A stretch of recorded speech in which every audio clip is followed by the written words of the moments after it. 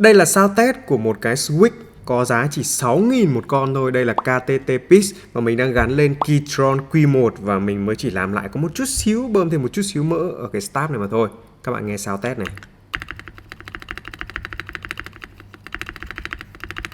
Và đây là sao test cực kỳ đã của con bàn phím này.